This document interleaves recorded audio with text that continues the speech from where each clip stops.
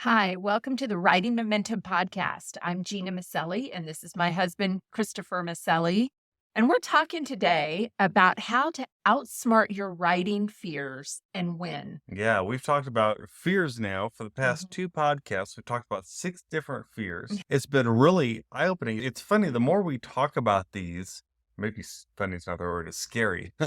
How many writing fears there are, right? How many things that, as we've been talking about them, we're like, oh, but what about this also? Or what about that? And so we're going to try and cover all these because I think these are fears that are very common to writers. We all face these. Gina and I have been writing for well over 50 combined years together easily. We're heading Maybe towards, you've been writing almost 30 years. yes, I've been writing over 20 years. yeah, And so, well over yeah, 50 then. we've That's a got some decades under our belt here that and we're coming in. and we've met a lot of writers who have had fears that Yeah. have had to work through things, and we've talked to them about those, and so we're trying to include all those things in these episodes. And, yeah, as we do, it's eye-opening.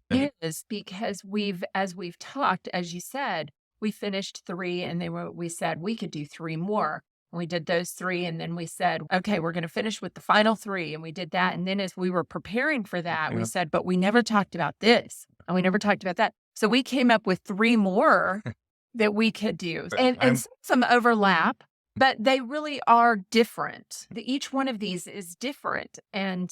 But when they work together, they can really paralyze you as a writer. And that's what we want to help you get past. One, I really believe that when it comes to fear, that it's the kind of thing that if you can shine a light on it, then you know that you're not alone. That's what we want you to know is that if you are a writer who is struggling with getting your work done for some reason, we want to shine that light on it to let you know that you are not alone and how we have seen to work through these fears. And I'll be honest, some of these fears we're still working through. We're mhm. still working through them ourselves. And you know what? I don't think it's going to be one of these things that we're ever going to be like, yeah, never have to worry about that again.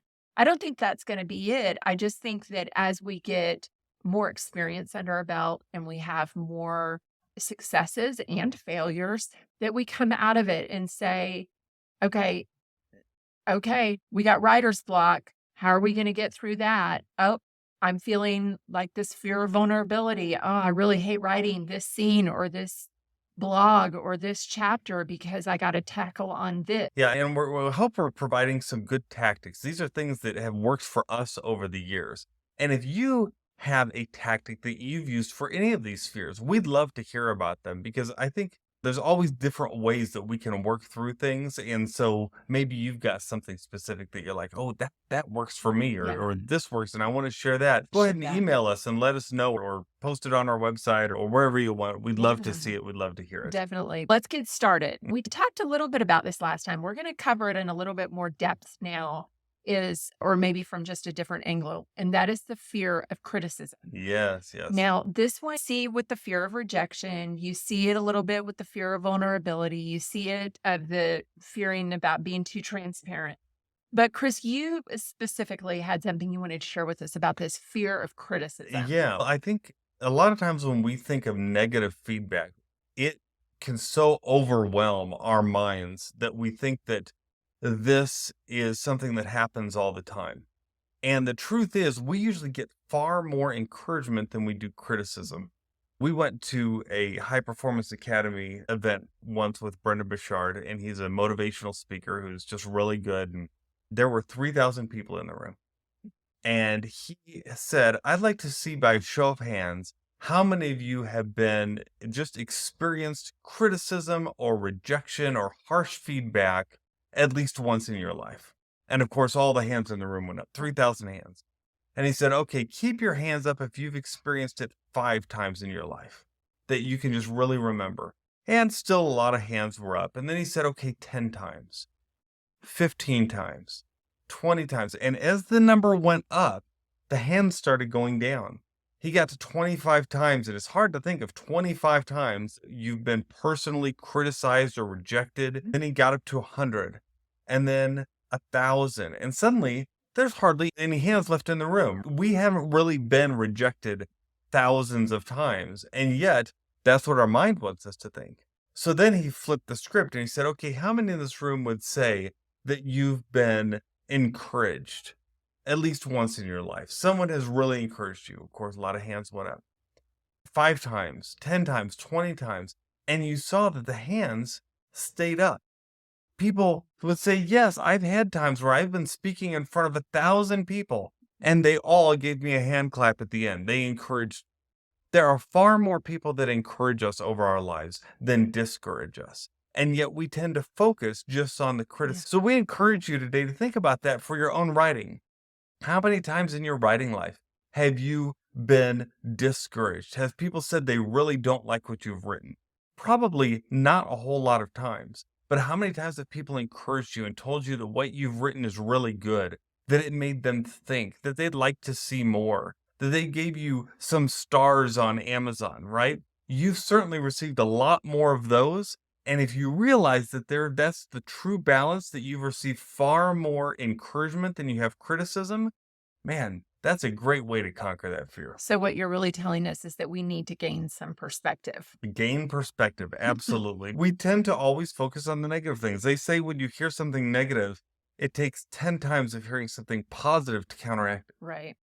And so Right. that's all we're saying. And that, again, last time I talked about how important it is to be a part of the writing community and the writing world. And by that, what we're talking about is being a part of writers groups, online groups, in Mhm. person groups, going to writers conferences, just being around other writers who truly understand these fears and have had to work through them themselves. And when you do that, I really think you get in this collaborative environment and this encouraging environment that all of a sudden some of the pain of these fears or the sting of criticism or rejection that kind of falls away when you realize how universal it is, how much we're all in that same boat. Mm. And there are some stories and there are some people that when they have shared their rejection, and these are talented people. These are talented writers who have received they hit somebody on the wrong day, and it was an editor or an agent or a I don't even know who they all were, but they hit them on the wrong day, and that person just unleashed on them. Mhm. And I do know people who have had those kind of experiences.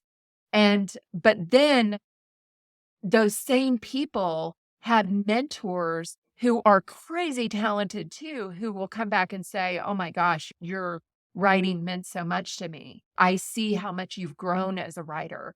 So I just really encourage you to be a part of the writing community because it will help you gain that perspective.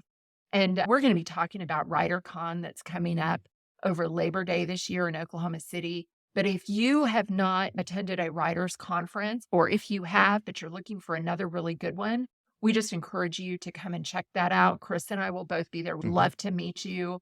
If you are there, please come up to us and introduce yourselves. We'd love to talk to you and just see what you're writing and what your experience has been. But I really encourage you, get a part of the writing community and the writing world. Yeah, and if you need someone online to go ahead and write with, we've got writing moments. We'd love to see you there. Go to writingmoments.com and you can write with Gina and I and the group of people who show up to that every single Yeah, week. definitely. Now, a second fear that is pretty common, and I think this is more of a subconscious fear, right? This Yeah. is not something that you think is going to be a fear, but it does show up. And you know what it usually leads to? It's procrastination. Ah, So this is the fear of success, the fear of not being able to live up to someone's expectations or the expectations of what your book is going to be, or to handle the pressure that success might bring, to be able to run in the same circles as others who have come before you. That is a real fear that a lot of writers face. A lot of us face this at one time or another, but like I said, it's not really outward. It's not something that you can usually put a finger on and say, "Oh, this is something I'm facing right now." It usually just it's the kind of thing that's there in the background, and one day you might find yourself procrastinating a lot, and if you really dig into it, you realize, "Man, I'm scared of being successful with this. Like, what will life look like if I'm successful? Will I be able to handle that? Will I be worthy of the income, of the fame that might come with it, mhm. right? Of the attention that it might bring? Will I be comfortable going on the podcasts and all that sort of thing, everything that's part of that. Will that be something I can handle? And that's a real common fear. I would say it's also a fear of, if I do one book, is there another book in me? Yeah. Can Can I I do it do the again? second? Can I do that again? So yes, that fear of success and all the marketing that is required now as an Hmm. author. We've talked a lot about it on this podcast, and just a lot of what comes with the writing life of having to promote yourself. And that's part of that success journey that you have to traverse if you're going to be in this. And the thing I would say is that you can take it a little bit at a time. You step out, and the more you do it, the easier it becomes. And so I think it's one of those things that you can only really overcome it by just doing it. I teach a writing class to high schoolers. You've heard me talk about that if you've listened to this podcast. I teach a writing class to homeschoolers and high school students. And each year, and I've done it now for a couple of years, each year I give them some assignment that's pretty tough. Something that maybe they have to do a few speeches. This last year, it was a few speeches. Maybe it's some kind of doing a timed essay test, that kind of thing. And what I tell them is I say, this is not about perfection. I'm not looking for perfection here. I'm looking for you to gain the confidence of the experience. Because when you believe that you can do this, the rest is just technique. The rest is learning the technique. It's learning the structure. It's learning that. But when you can sit down and write a solid essay test in a timed amount, and you've got a good structure and you've got strong grammar and you're able to do that, that's great. That's something you've conquered. So it's the same kind of thing with this. You just have to conquer this, and it may be messy, but that's okay. You're conquering it. You're learning it, and the more you do it, the easier it will be. One of the best things you can do if you are feeling like, I don't know if I can live up to this, is just start talking to other writers who have gone through the same thing. And what you'll find is that everyone is just as clueless as you are. I can't tell you how many writers' conferences we go to, and you'll find so many authors saying, I'm not sure how I'm going to sell my book. I don't know what to do in today's world. I don't know how I'm going to keep my website updated or finish those blogs. These are all just very common things, and you tend to think that everyone else has it figured out because you see the end product. And what you realize as you begin to talk to other writers is that, you know what, we're all in the same place. And you'll find other writers who are in that exact same place that you are. And then that fear of success will tend to go away. Right. Okay. Our last one we're going to talk about today is time management. Mm. The fear of not having enough time to write or finish a project, or the fear of procrastination, the fear that you're always putting it off. And boy, I Hmm. think this is one that I really struggle with. Every author faces this. Mhm. There is never enough time, especially if you're a creative person, because you're almost always wanting to go on to that next project. Or you're writing today's book and you're already thinking about the next book, maybe the next couple. You're writing today's book and you're thinking about how you're going to market it. You're thinking about just how you're going to take care of your family and all the things, all the stuff that you've got to do. That's very common. The best way to outsmart this writing fear is simply to use some of the techniques that we've talked about before. Use the Pomodoro technique. Make yourself sit down just for 45 minutes or 25 minutes and do your writing, and then take a break and then just do it again. Every single day, do a little bit. This is not about running a sprint today and finishing your book. This is about running a marathon, and it may take you months to get it done. But you know what? If you stick with it, you'll get it done. Okay. This is not about saying, oh, I'm going to do a little bit and then maybe I'll get back to it. No, it's doing a little bit every day, a little bit every day. And that time management is something that you can absolutely outsmart. Stay focused. Search for our podcasts that we've done in the past about beating distraction, about the Pomodoro technique, about just being smart over time. Because what's amazing is that if you write just, let's say, 1,000 words a day or 750 words a day, that's about 3 pages, right?